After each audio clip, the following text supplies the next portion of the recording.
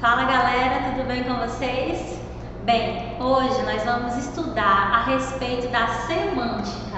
Nessa aula a gente vai dar continuidade ao capítulo que nós vimos no primeiro bimestre sobre semântica, que significa justamente o estudo, a área da linguística que se propõe em estudar o significado, ok? Então vamos lá, acompanhe aqui comigo. Começando. Bem, existe uma questão que é muito importante para a gente analisar, que é quando na nossa língua acontece a ampliação e restrição de sentido. Ora, como eu falei, se a semântica cuida do estudo do significado, é exatamente essa questão de ampliar e restringir um sentido de uma determinada palavra no nosso uso, nos processos comunicacionais, que a semântica também vai estar analisando. Então, observem aqui comigo, por exemplo, o verbo embarcar. Como vocês podem ver, gente, a palavra embarcar nos remete ao barco, Você entrar no barco, entrar numa navegação que é chamada de barco. Porém, devido ao uso, o que aconteceu? Essa palavra, ela teve uma ampliação de sentido, porque nós falamos que vamos embarcar num trem, embarcar num ônibus, lá na rodoviária tem setor de embarque, nos aeroportos. Então, esse sentido ele foi ampliado, saiu ali somente da ideia de entrar em um barco e foi para todos os outros tipos de transporte, certo? E aí, inclusive, como eu coloquei aqui, trem, ônibus, também tem a questão do sentido figurado. Quando a gente fala embarcar no conto, eu estou dizendo que eu estou ali viajando em uma determinada história, ok? Então, é uma palavra que exemplifica a questão da ampliação do sentido. Agora, também acontece a restrição de sentido, como, por exemplo, na palavra aglutinação. Vocês já devem ter ouvido falar dessa palavra nos estudos de gramática, tá? O que acontece? Essa palavra significa você suprimir, tipo engolir uma determinada coisa na língua, tá? Na língua de modo geral. Porém, o que aconteceu? Essa palavra, ela teve uma restrição de sentido quando ela veio para a língua portuguesa. Por quê? Porque na gramática ela é utilizada com o sentido de você tirar ali uma vogal, por exemplo, tá? Por exemplo, na palavra planalto, Então, é a junção de plano mais alto. Então, o O é aglutinado, ou seja, ele foi sumido. Então, esse processo de aglutinação, que pode acontecer de modo geral, na língua portuguesa, ele é um conceito que é restringido, certo? Isso acontece demais em vários tipos de palavras que nós temos na nossa língua, tá bom? Então, muito bem, entendido essa parte, vamos agora para o sentido literal e sentido não literal, que eu acredito que vocês já sabem, mas também é necessário que nós vejamos esse conteúdo, esse aspecto, quando a gente pensa em semântica, porque está totalmente ligado com a ideia da construção do significado, tá? Então, vamos lá. Olha aqui o exemplo que eu coloquei, gente. A pedra é usada para pavimentação de ruas há muito tempo. E aqui eu tenho outra frase. As pedras atiradas pela boca ferem mais do que as pedras atiradas pela mão.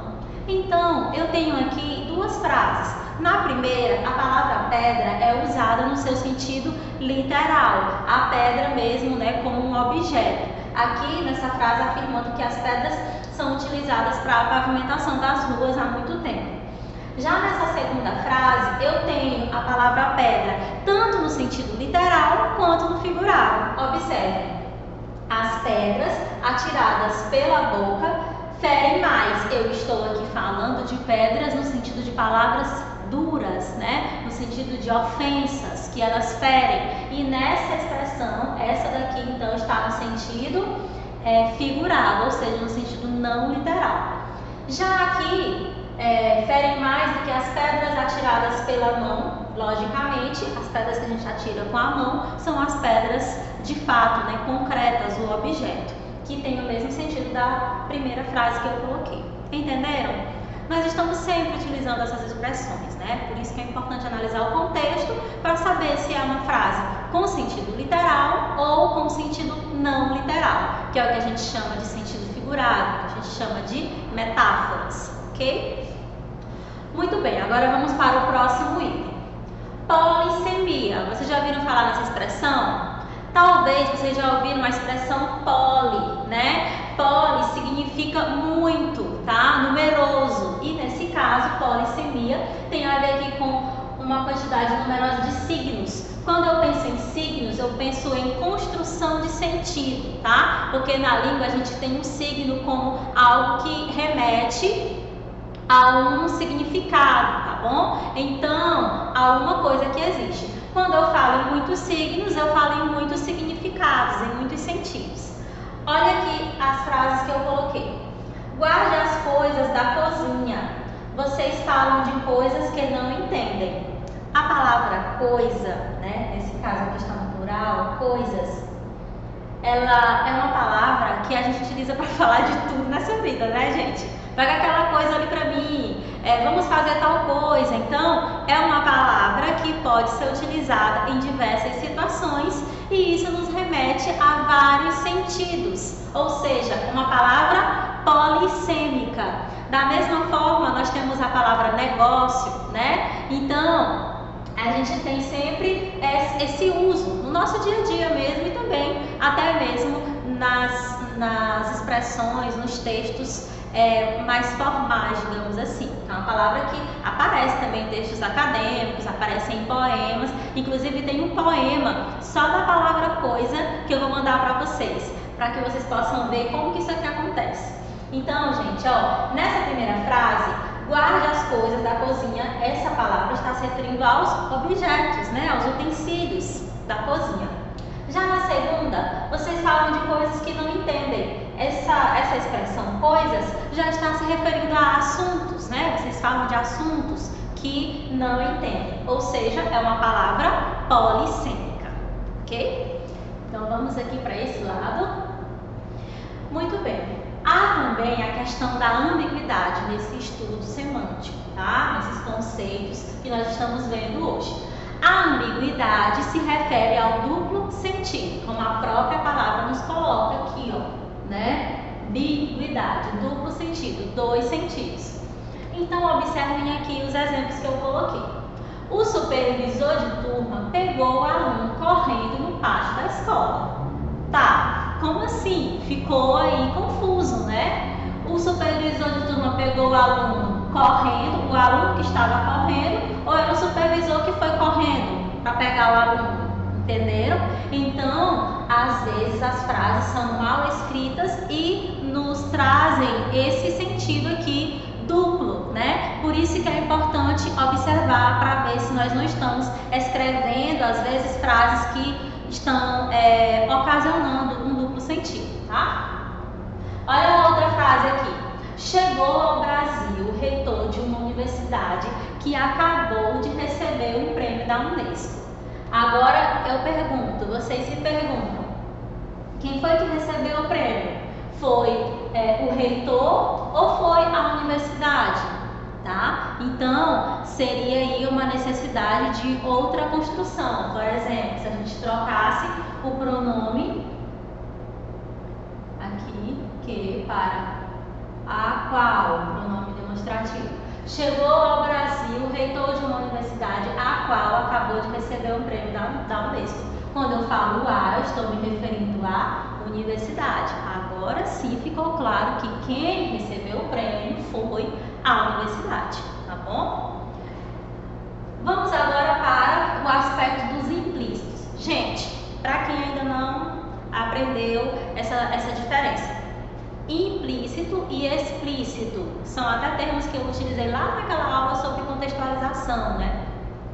Implícito é algo que está por dentro, está abaixo, está escondido, né? E explícito é algo que está exposto, que é externo, como o próprio prefixo da palavra significa, tá bom? Então, observem aqui, implícitos ou pressupostos. Quando eu vou pensar no pressuposto, eu vou pensar em algo que pode dar a entender, consciência que eu estou fazendo. Olha aqui, como acontece com o uso do pronome outro. Por exemplo, imaginem a situação, quando uma pessoa, um escritor vai lançar um livro, né? E lá ele começa a falar do seu livro e é o primeiro livro que ele está lançando. Agora, se na hora do discurso ele se confunde e fala esse outro livro, vai dar a entender que aquele ali não é o primeiro, que aquele ali já é o segundo ou o terceiro, tá? Então a palavra outro nos possibilita pensar essa questão aqui, né? Nos dá a ideia de uma outra interpretação por conta do uso errado desta palavra, do pronome. Olha outra citação, uma citação aí bem constrangedora. Por exemplo, se você vê alguém, aí lá você conversa com aquela pessoa, aí fala, essa aqui é sua outra namorada, então fica esquisito, né? Como assim outra namorada? Você tem 2, 3, 5, entenderam? Então a gente tem que ter cuidado com o uso da palavra para não soar uma informação, um dizer ali que vai ser inadequado para o processo comunicacional, ok? Implícitos subtendidos. Olha só, imagine a situação. Você quer pavê? Um diálogo, né? Você quer pavê? A pessoa responde, eu já escovei os dentes. Então, com essa resposta, fica subentendido o quê? Que a pessoa não quer estragar os seus dentes, porque ela conhece a questão do açúcar fazer mal, né, para os seus dentes, e também conhece, entende tudo que isso vai implicar, que é doença, tratamento odontológico e tudo mais, entendeu? Fica subentendido que a pessoa prefere cuidar da sua saúde a comer um doce num determinado momento, tá bom? Então, gente, dá para perceber aqui com esses conceitos e com esses exemplos que a semântica ela é um parceiro assim incrível que faz parte mesmo da nossa vida, né? Das nossas expressões, dos processos comunicacionais do dia a dia e que nos ajuda, o conhecimento sobre semântica nos ajuda a escrever da forma correta, a falar de maneira clara e também a ler e interpretar os textos de uma maneira assertiva, tá bom? Então, espero que tenha ficado claro, tá? Façam os exercícios desse capítulo e espero que vocês consigam aprender bastante com os exercícios, mediante também essa explicação aqui, tá bom, gente? Um abraço, fiquem com Deus e aproveitem para estudar, porque o estudo é que vai fazer a diferença na vida da gente, tá bom? Fiquem com Deus.